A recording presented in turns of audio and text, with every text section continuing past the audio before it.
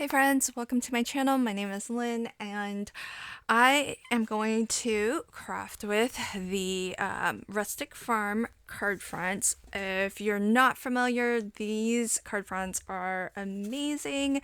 They are A2 in size, so if you like to craft A2 size cards, which are 4¼ by 5½ folded, you're gonna love these because they make crafting so fast. And what you're going to love even more is the fact that not only are you going to get your 12 designs, 2 of each, but check it out, bonus sentiments included. So let me give you a quick flip through of your 12 unique designs. And then what's going to make cards even faster and easier to put together with these card fronts is you are going to get a sentiment sheet. So here we have the sentiment sheet. There are in total 11 sentiments that you can easily trim down with your guillotine or paper trimmer. But why do that when you can get the one and done sentiments die set, or I should say die, because it's a single die that allows you to easily cut out all 11 sentiments in one go. So that makes for even faster card making. Not only are the card fronts beautiful, as you saw, a lot of these you wouldn't need much more other than the card front. And then you can now pop a sentiment onto your card fronts and have them all cut in a single pass with Teresa's one and done sentiment die. So my video today is part of a fun collaboration.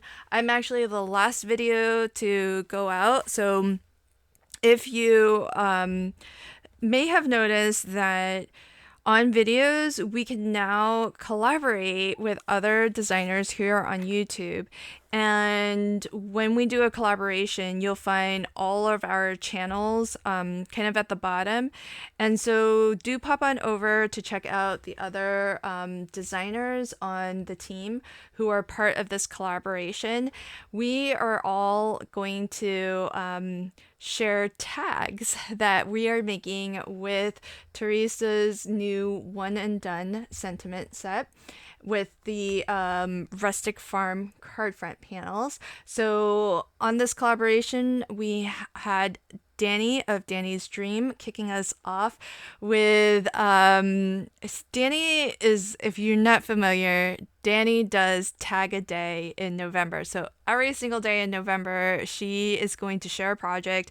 Sometimes it's going to be here on YouTube, sometimes it's on Instagram or Facebook, but she's going to share a tag project every single day in November, which I think is really fabulous, especially leading up to the holiday season when you might be making some tags for the holidays.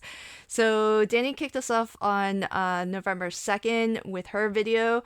Following Danny was Julie Tillman, and then we had Tracy, who is Not Afraid of Color here on YouTube, and I am rounding us off as the final video in this collaboration. So do pop on over to those other designers' channels. There's an easy button for you to click where you can see pop on over to their channels if you want to check out how they crafted with Rustic Farms and Teresa's one and done. So for my project today, I'm gonna make a card still, and I will just put a tag on top of it. So I like tags not just for gift giving. I like them for basically almost, you could use them as ephemera on your cards. So what I'm gonna do is I'm actually going to die cut this adorable Highland cow out of using a tag die that I have. I almost sometimes like to use my tag dies like those Polaroid frame dies. It's a great way to just have a bit of ephemera, but just make it into a fun, interesting shape.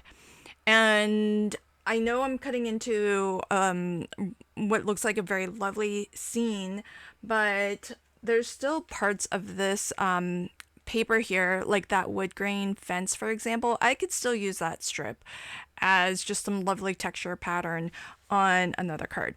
So what I'm going to do is use that same tag die to cut a second tag, and I'll use that second tag sort of as almost a drop shadow, but not really, because I'm going to tie the two together, and so they'll be attached at the top.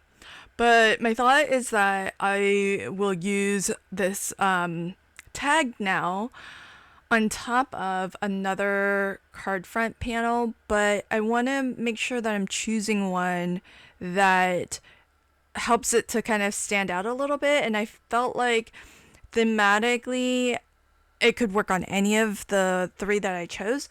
And because that's, it's so well curated, these card front panels, they go well, together, and can be used separately as well.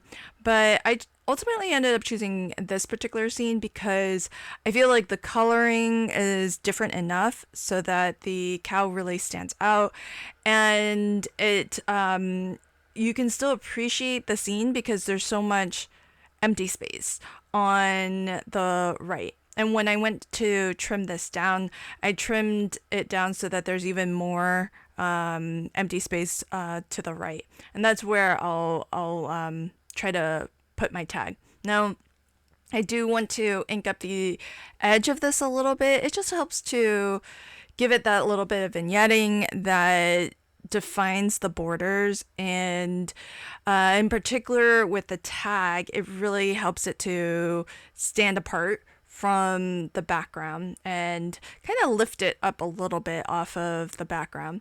So I've inked all of that up, and now I can just start to assemble my card. So first layer that's going to go down is my craft cardstock. This is 4¼ by 5½, so that's going to take up my full card front. Then I did cut down my card front panel to, well, I like to cut off 3/16 of an inch, but you could maybe go with the standard 4 by 5¼ if you want. I went with 4 1/16 by 5 5/16. Then I've got my tags that I die cut, and I'm going to I attach them with a little bit of glue, but I'm also going to tie a little bit of twine at the top. This is just decorative because the two pieces are pretty much, attached to each other right now, but it's just nice to have a little bit of texture, a little bit something different in the twine. You could use some ribbon too. That's also a really awesome kind of different texture that you could use. It's kind of nice to have these different materials on your card. I always feel like it does make it a little bit more interesting. And it recently in an ATC swap, I got an ATC that had some cork, and I know I have some burlap that's backed with paper. I feel like I want to pull those out and craft with them some more, and so I need to remember to do that because the fall season is just really great time to use those lovely natural textures.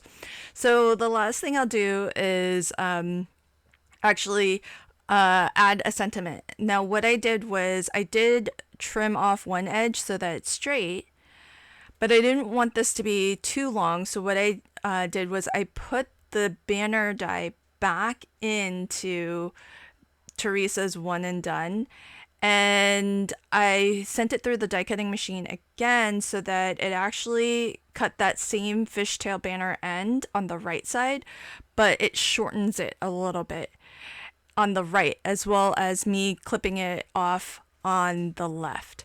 So that's always something that you can do when you have shorter sentiments than than some of the other ones. You can always sort of trim them down by just sending them through the die cutting machine again. Just make sure you tape your die down so that it doesn't shift on you. So that's a look at my final card. I hope you have enjoyed this collaboration. I'm the last one to post a video as part of this collaboration, so I hope you'll pop on over to the other designers who shared other tag projects featuring the Rustic Farm card fronts and Teresa's new One and Done die. Thanks so much, and until next time, happy crafting and have a fabulous day. Bye.